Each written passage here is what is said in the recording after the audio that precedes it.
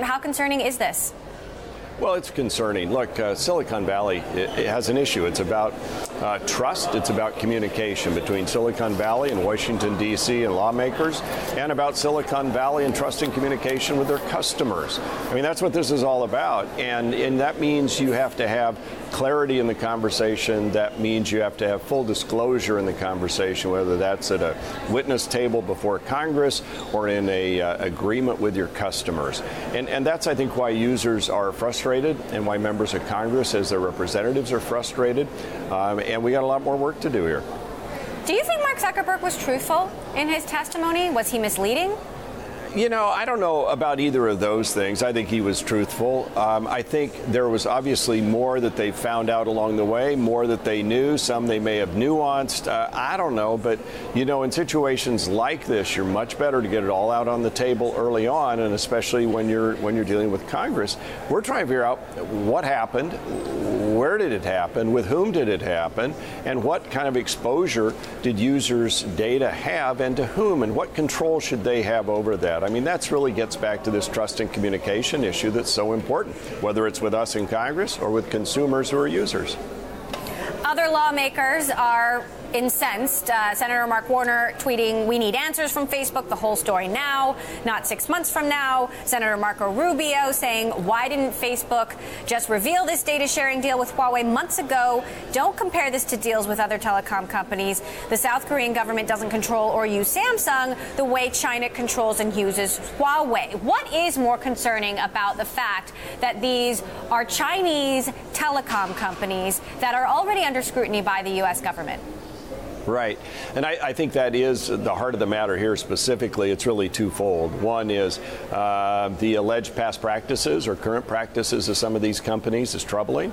That's why there are these discussions in national security settings. But beyond that, it is, why wouldn't you tell us? I mean, it's a pretty big question, but a pretty easy question. Why wouldn't you fully disclose? You should. They should have.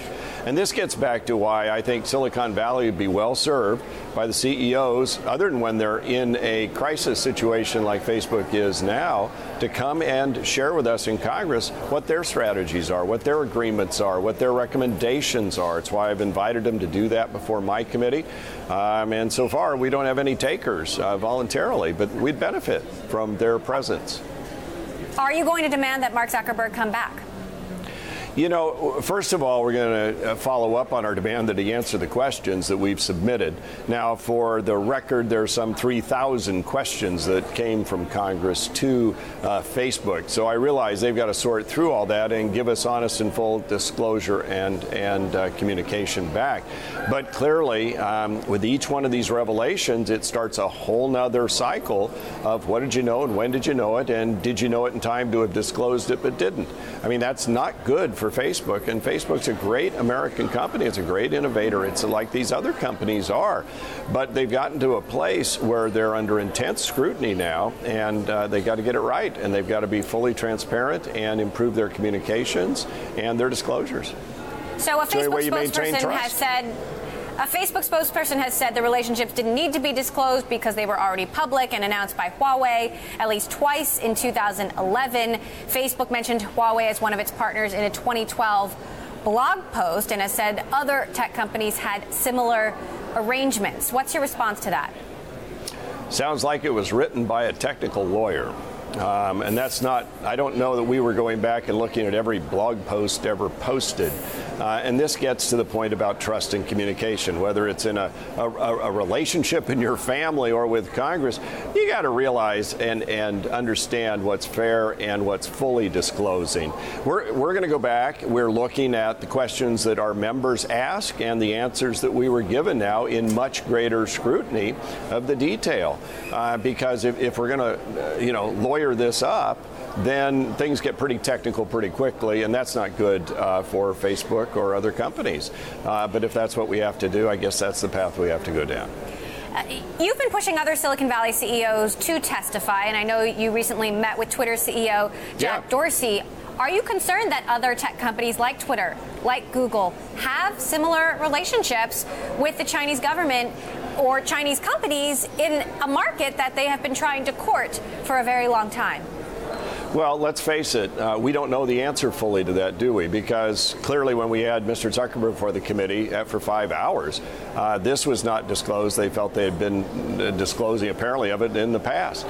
So we don't know. We should know.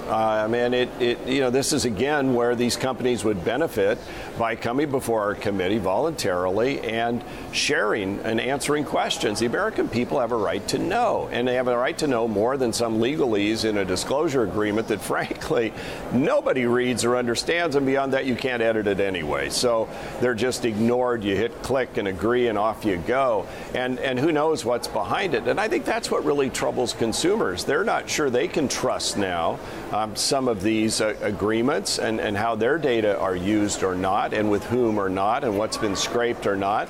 And I think they're saying in this information age, something needs to change here. My preference is that the tech companies would realize this and come to terms with it on their own. And otherwise, they're going to end up in a regulatory scheme that may not be what's good for them or, frankly, the country, because frequently Congress tends to overreact, and we don't need to do that if we can get the answers and trust in those answers and improve that communication. So again, the invitation's wide open for the CEOs to come, and I hope they will, because different companies manage this differently. They ought to come and make their case before the representatives of the people, much like they do at conferences all over the world. I do want to ask you about ZTE. If the Trump administration does do this deal to save ZTE, are the national security risks that the U.S. government has associated with this company, are they still valid? Is ZTE as much of a national security risk as it once was? I've gotten more into this discussion with the administration as late as last night, because I was concerned and have been about ZTE and these other companies, for any foreign company, and their role in the U.S. and what they do and how they do it. Based on what I've learned, I'm a little more at ease that they would put in place requirements and audits and things that would make sure independently of what these devices do or don't do. If that's the case, it fixes it a bit. But I think we have to be on guard. We know the kind of cyber attacks our country faces from bad actors all over the world, whether it's China or North Korea or Iran or you name it. And we've got to be vigilant here. They're playing for keeps in these other countries. Often this is state-sponsored, and we have to understand the repercussions for national security, for intellectual property theft. I mean, it's just out of control. And so we have to be very, very careful. But I'll tell you what, I think this is a president who gets it and is putting America first in these debates. And so I'm willing to give him the benefit of the doubt right now as we dig into it. So Senators Rubio and Warner have talked about super majorities that could override a Trump administration deal with ZTE. Do you think the House would also nullify it? I think the first thing is people need to get educated on what that ZTE of the future would look like and what kind of controls and safeguards are there to prevent bad actors from doing bad things to the American public. So first of all, I think we have to start with that. I don't think most members have been briefed up on this yet. I'm not saying anything about the senators. Some of them are on the Intelligence Committee. I'm not. But I've had a number of briefings, and I think, if they get it right, then I think, President Trump should be given the benefit of the doubt here, because I believe he is standing up for the best interests of our country when he's going down these paths.